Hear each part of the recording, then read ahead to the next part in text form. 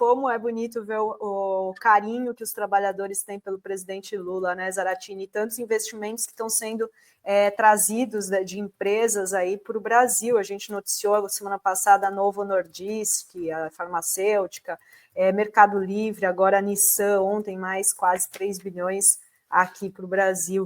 O que você tem achado dessas tantos investimentos e notícias positivas do governo? Olha, eu acho que o governo do presidente Lula, ele deu uma tranquilidade para o investidor, né? Porque o presidente Lula governou o Brasil por 8 anos, e 8 anos em que não houve sobressalto, aqui, não houve aventura. Então, isso deixa, vamos dizer assim, o investidor falar, não vai ter mudança de rumo, não tem cavalo de pau, né? Veja só o que está acontecendo nos Estados Unidos. O Trump, cada dia, toma uma decisão. Um dia é tarifa para cá, outro é para lá. Ele foi para cima da China, mas foi para cima do Canadá, foi para cima do México, da Europa, do Brasil. O Brasil, que sempre teve uma relação histórica com os Estados Unidos. Agora, veja só, os aviões da Embraer sendo taxados em 10%. Não é brincadeira isso, não. Esses 10% dão uma diferença muito grande no preço de avião. Então, todos os nossos produtos de exportação, 10%, aço, 25%. Né? Então, nós estamos. Né, quem está desestabilizando o mundo é o Trump, é os Estados Unidos, né, que estão criando uma situação. E aqui o Brasil é um porto seguro. Então, aqui o cara sabe, não, eu vou lá, vou investir, nós vamos. Agora, nós precisamos melhorar muito aqui as condições de vida do povo, né? E eu acho que agora o Ministério da Saúde vai tomar uma decisão fundamental.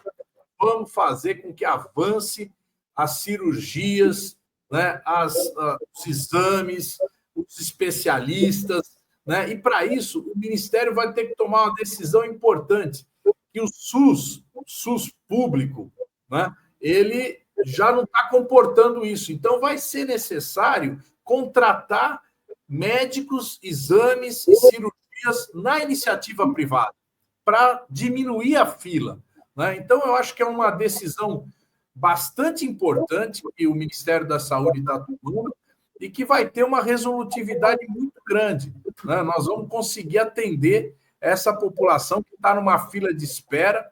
Todo lugar que eu vou, Renato, vem alguém me falar, Zaratini, eu estou lá, eu preciso fazer uma operação no ombro, uma operação nas vistas, uma operação não sei aonde, e está lá esperando há tempo. Então, agora, o presidente Lula e o nosso Padilha vão estar tomando uma decisão que eu acho que vai destravar esse processo. É verdade, eu tinha visto isso, até tinha umas críticas, vão privatizar. Isso é para desafogar, né, Zaratini? Imagina você que está esperando um procedimento, né? E aí ter a possibilidade de desafazer rapidamente, dar aquela zerada, né? Isso é muito bom. O compromisso nosso é com o fortalecimento do SUS. Nós precisamos fortalecer o SUS. E para fortalecer o SUS, o mais importante é formar mais médicos, certo? E isso é uma grande dificuldade no Brasil, a gente ampliar a formação. As organizações de médicos, né, principalmente o Conselho Federal de Medicina, ele trabalha contra a abertura de novas faculdades. É verdade que tem faculdades aí que são picaretagem pura. E aí o MEC tem que ir lá e tomar atitude, né? Agora, nós precisamos ter mais faculdades de medicina. Precisamos ampliar em vários pontos do território nacional a formação de médicos, não ficar concentrada aqui no Sul, Sudeste e algumas capitais do Nordeste. Nós precisamos interiorizar, né? E, para isso, precisa resolver essa questão, esse nó. A segunda coisa é que o SUS precisa também ter mais recursos para o seu próprio funcionamento. Então, mas isso não se dá de um momento para o outro. Essa formação de médicos, ela demora. Um médico demora 6 anos para se formar. Então, enquanto isso, nós não podemos deixar o povo esperando, sofrendo, entende? Numa situação dessa. Então, temos que tomar atitude. E eu acho positivo que o governo decidiu tomar essa atitude agora.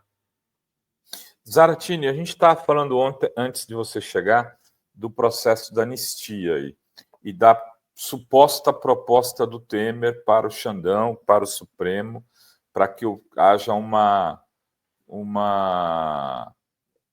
modificação da lei de crimes contra o Estado Democrático. Isso já chegou no Congresso? Você já ouviu rumores disso? Ou é por especulação? Como é que... Olha, eu não vi essa proposta em lugar nenhum, viu?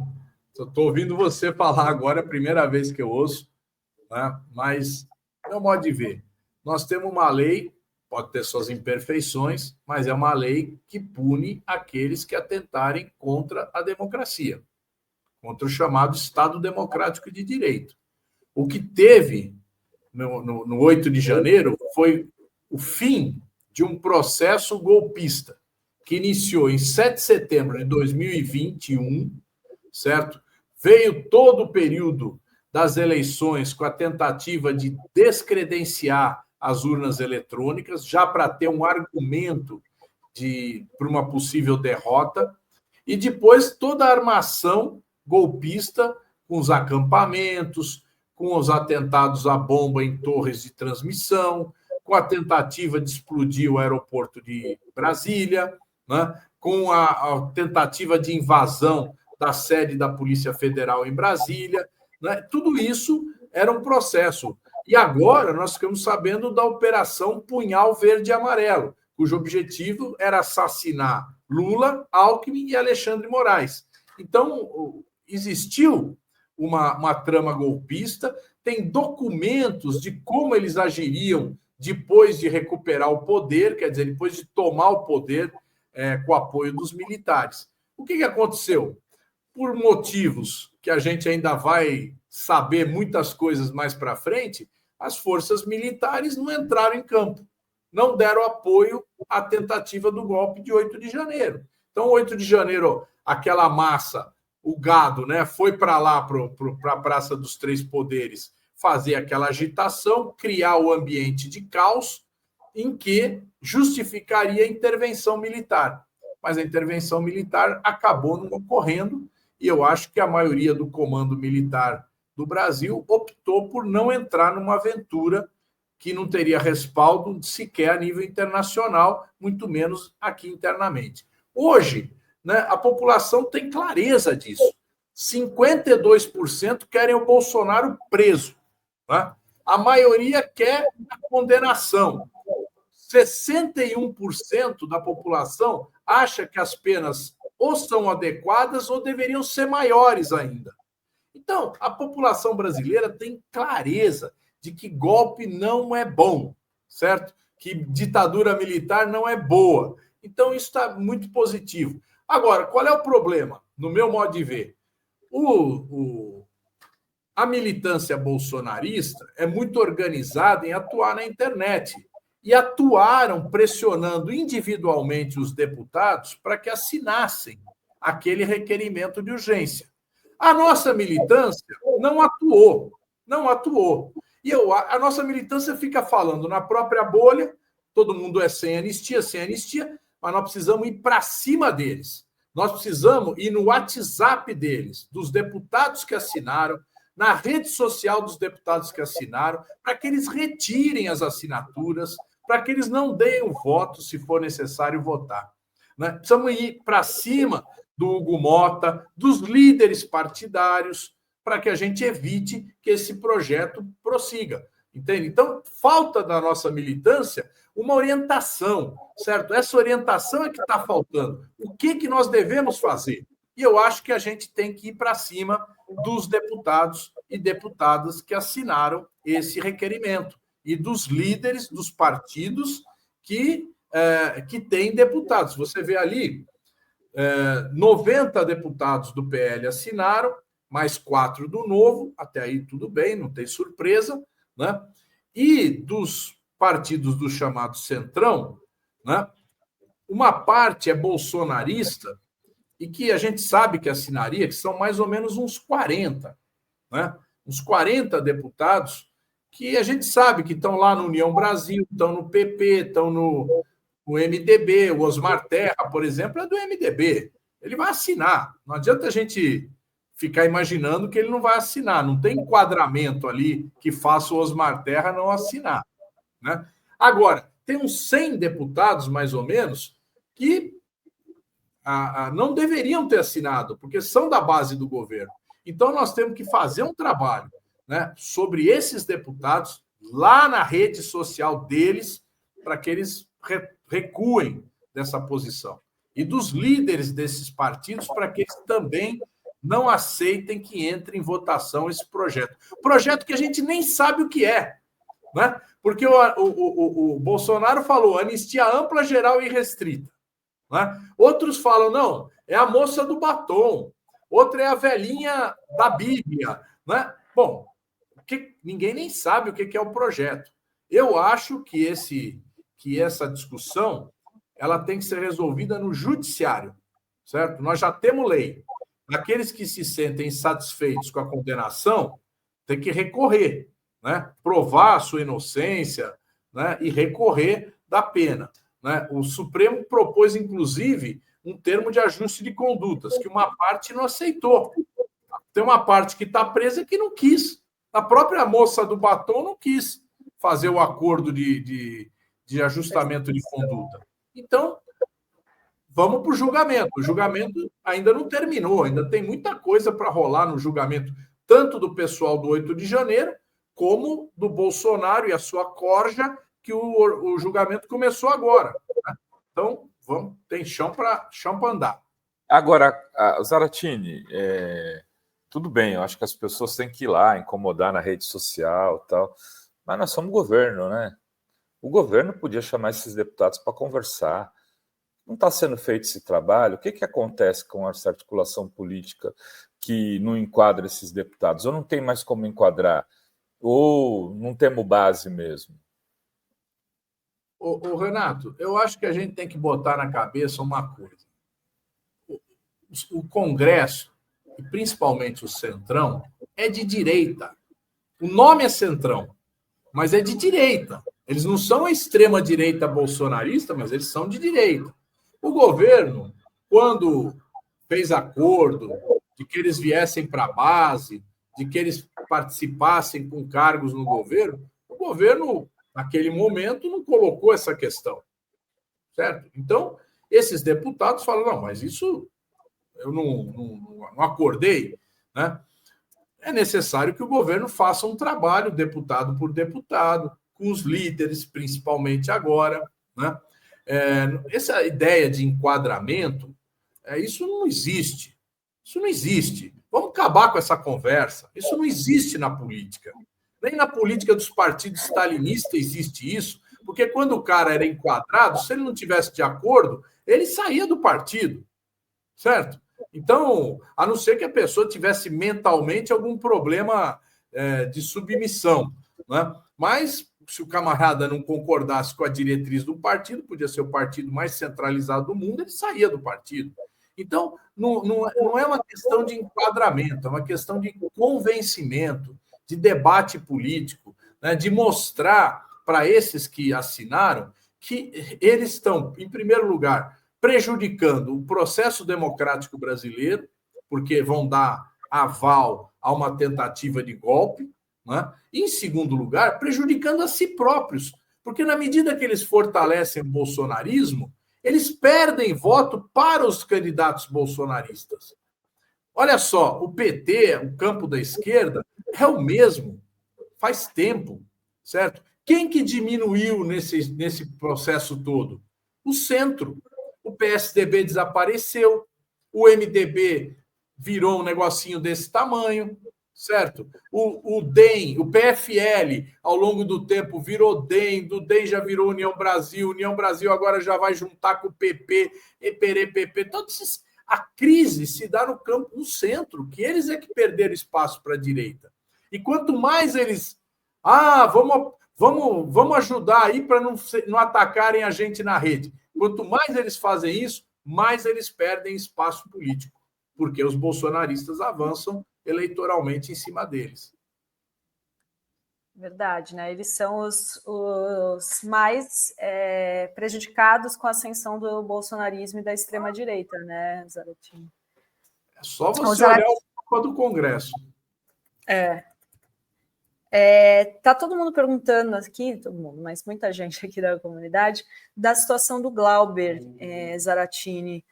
Não dá para fazer uma negociação, algo, porque de fato a perda do mandato por conta daquele caso dele ter expulsado o fascista do MBL naquele dia, não é muito desproporcional a cassação? É desproporcional, é um absurdo, e outros casos em que houver agressão, deputados agredirem ou outros deputados ou agredirem alguém, foi dada a mesma punição. Aliás, tem processos que nem sequer foram iniciados na comissão de ética. Então, eu acredito que isso aí tem que ser revisto, né? Estamos conversando com os líderes, né, para que isso seja revisto e o Glauber não seja cassado. É um absurdo total, né? Ele foi agredido pelo cara do MBL, ele revidou, né? A gente sabe como é que é briga é assim mesmo, né? Você desce, às vezes você não tem controle das coisas, e ele foi provocado. Então a gente tem que separar as coisas e a gente tem que garantir que o Glauber não seja cassado, e estamos trabalhando para isso. E há possibilidade, Zaratini, ou é um processo que a vingança do Lira será maligna e ponto final? Não, eu acho que tem grande possibilidade da gente reverter. Tem alguma construção? Tem algo caminhando? Você poderia dizer de algo que está andando aí? Se está andando? Está se conversando. O PT, o nosso líder, o Lindbergh, está empenhado nisso, né? Essa semana está todo mundo praticamente fora de Brasília, só os líderes estão lá, mas o Lindbergh está empenhado nesse debate de evitar a cassação do Glauber. E eu acho que nós vamos conseguir, né? Lógico que nós temos que ter aí cabeça fria e trabalhar firmemente nesse objetivo. Um voto de esperança. Zaratini diz que acredita que Glauber não será cassado, Dri, o título. Eu fico só pegando título para matéria na Fórum. Aí o pessoal vai se encher de esperança. E Zaratini diz confiar que Glauber não será cassado. Manchete, Zara. Vai para manchete. Ô Zaratini, e as outras pautas aí que são muito importantes, como a isenção do imposto de renda? Vamos ter novidades, vai sair essa proposta de que queriam elevar de 50 mil a contribuição, né, para quem ganha acima de 50 mil para 150 mil. Você acha que isso vai ter recuo nas discussões da Câmara? Olha, o problema da isenção para quem ganha até 5 mil, eu acho que vai ser fácil de aprovar. O problema é da onde vem a compensação desse dinheiro, né? O que o governo propôs? Quem ganhar acima de 50 mil tem que pagar pelo menos 10% do seu rendimento, né? E isso é uma proposta que atinge 140 mil pessoas no Brasil, certo? E vai beneficiar 27 milhões. Eu acho que o mercado, e o Arthur Lira é reflexo desse mercado, vai procurar aliviar essa cobrança. Seja com essa proposta de 150 mil, sei lá o que eles vão propor. Mas eles vão querer mexer exatamente nas políticas públicas. Nas políticas públicas. Né? Porque da onde vai cortar? Eles querem que corte. Vai cortar da aposentadoria? Vai cortar da saúde? Vai cortar da educação? São os maiores gastos. Por que dizer que vai cortar da cultura, vai cortar do Ministério da Mulher, vai custar... Isso aí não tem relevância. As grandes políticas públicas é o quê? Bolsa Família, Previdência, certo? Educação e saúde. Eu sou relator da LDO. Eu estou dando entrevista o dia inteiro sobre a LDO hoje, viu? O tema hoje, na pauta aí da imprensa, está sendo a LDO. Por que a LDO? Porque a LDO tem lá o aumento do salário mínimo de 7,3%, que é um baita aumento, certo? Para o salário mínimo, muito importante. Vocês viram o Armínio Fraga dizer que tinha que congelar o salário mínimo por 6 anos. E um outro problema que começou lá no governo Bolsonaro, que é o aumento dos precatórios. Né? O Bolsonaro, o que fez em 2022?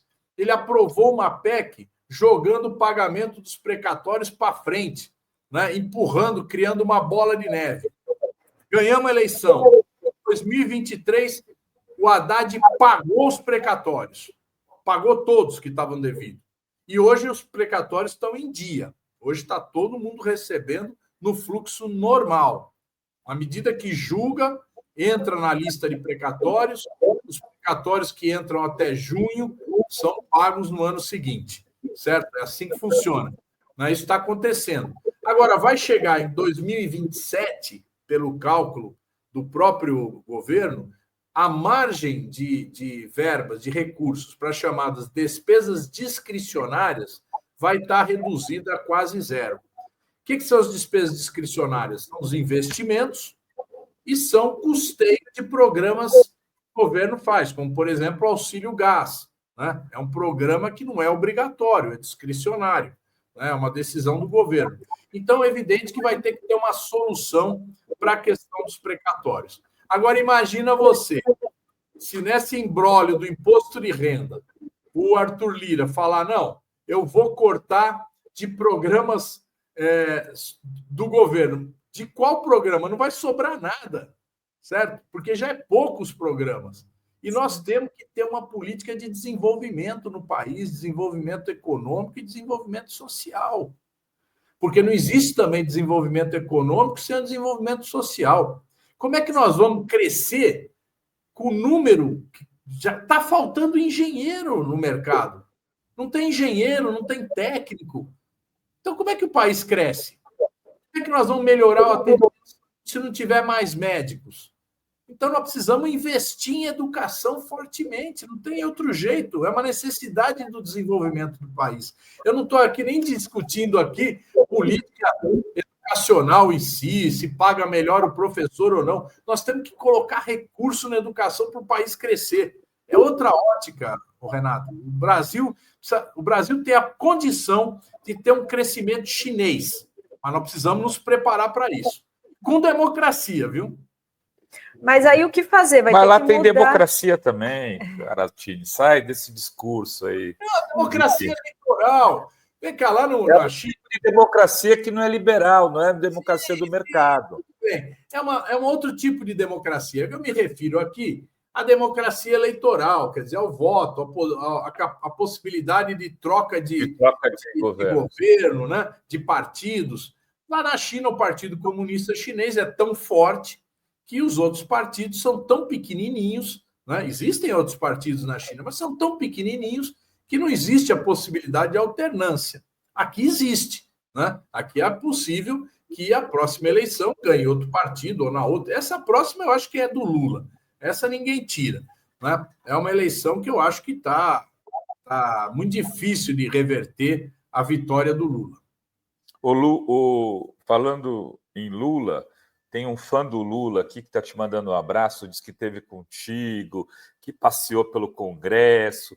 João Pedro das Mercês, o nosso desenhista autista. Você esteve com ele, né, Zara? Tive com ele e eu gravei um podcast com ele, Papo Reto com Zaratini. Vai ao ar hoje à noite, 8 horas da noite. Quem quiser assistir a minha entrevista com o João, pode ligar lá, Papo Reto com Zaratini no YouTube e assistir uma entrevista espetacular com o João, falando coisas importantes sobre autismo, sobre política. Então, quem quiser, assista. Vai ser uma entrevista histórica. Muito bom. Zara, obrigado aí por aceitar o convite. Você é sempre muito receptivo às nossas chamadas.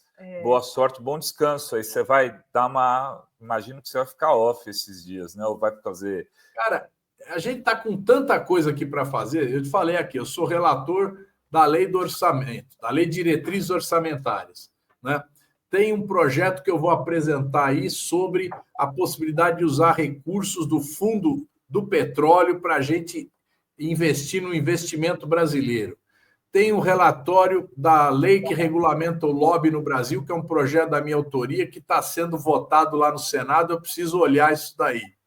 Tenho que cuidar aqui da frente do hip hop, né, que nós vamos fazer um projeto de lei reconhecendo e fomentando o hip hop no Brasil. Então, eu tenho trabalho para diabo, eu vou ter que ficar aqui me concentrando nesse... e tenho a tese que nós vamos apresentar na nossa chapa para o Congresso do PT, certo? Que essa tese é a tese exatamente que eu estou falando aqui. Nós precisamos desenvolver o país, desenvolver com democracia. Então, nós não podemos só ficar aqui transformando o país num país dos confrontos. Nós precisamos ter o reconhecimento e absorção dentro do PT de todas as religiões, de todas as opiniões. Nós precisamos reconhecer aqui dentro todas as visões que são do nosso campo de esquerda. Então, o PT precisa se abrir, né, para o que é o povo brasileiro. O povo brasileiro ele é muito diverso, certo? Nós temos que dar oportunidade do povo entrar no PT. Esse é um salto que a gente está defendendo aí no nosso partido. Parabéns, Zaratini. Muito obrigado. Obrigada. Valeu, gente. Valeu. Um abraço.